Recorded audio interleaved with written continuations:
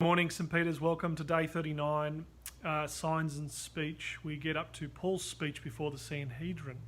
Paul is, from yesterday, there's a big riot and Paul is dragged away by the commander. And throughout Acts, he's been coming before different authorities and he's heading on his way, really, to Rome. Because at the start of Acts, if you remember, the message of Jesus is going to start in Jerusalem and it's going to go out from Jerusalem to Samaria, all the way to the ends of the earth, that is, to the middle of Rome, which is at the time the known centre, I suppose, of modern society. So the gospel message will go out through triumph and through tragedy, and Paul, amongst others, Peter and others in Acts, will be the conduit of God's message. Paul is now brought before the Sanhedrin, that is the Jewish council. And it says here, we're in chapter 23, at the end of chapter 22, and chapter 23, verses 1 to 11. Paul is brought before the Sanhedrin, that is the Jewish ruling council, and he says to them, "Brothers, I've lived my life before God in good conscience to this day." Already, Paul is saying, "I'm brothers." He's putting himself on equal footing with them, which is quite offensive. He really goes on the attack here. And the high priest orders those standing next to Paul to strike him on the mouth. Then Paul says, "God is going to strike you, you whitewashed wall or tomb. You are sitting there judging me according to the law, and yet you're in violation of the law." Then the high priest says, those standing nearby say, "Do you dare revile God's high priest?" And Paul says, "I did not know, brothers, that he was the high priest.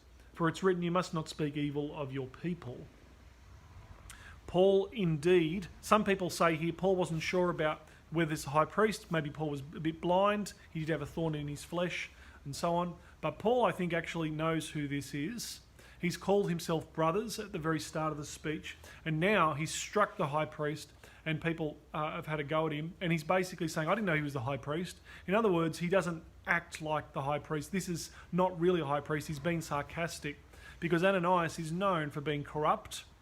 He's known not really for being someone of the people. This is not a good person or a good ruler, and Paul very well knows this. He's been sarcastic, saying this is not truly the high priest of God. This is not someone who represents God and who loves God's people and who is a good leader.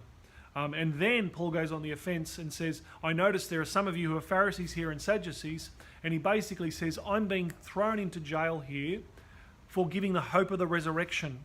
And that causes a fight amongst the Sanhedrin, who are split down the middle. They have a council, a ruling council, where half of them think one thing about the resurrection, the other half think another thing.